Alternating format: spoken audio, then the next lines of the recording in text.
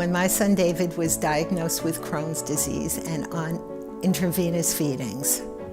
Mrs. Vogel came to the house one morning, unexpected, with a lovely book about Crohn's disease and nutrition. And I thought it was just such a kind thing for her to do.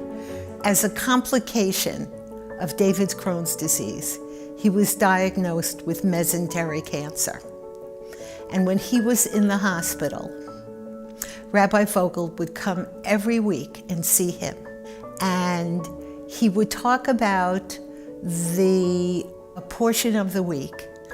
And that portion would always wind up being hopeful and wonderful for David.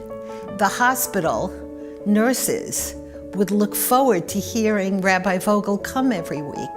And when they would see him march down the hall, they would line up outside of David's room and listen to the stories about the portion of the week, and eventually would ask Rabbi Vogel if they could come to Chabad and take lessons from him. It was very interesting because not one of them was Jewish. The fact that Rabbi Vogel would come all the time was so supportive because it was such a depressing time.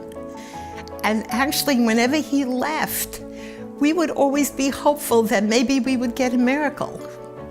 When David died, I called Rabbi Vogel, and he died in the middle of the night, and I called him and I said, the funeral is going to be in New Jersey because that's where our family plot is, so you won't be able to get there. So he said, David was my friend. I will be there.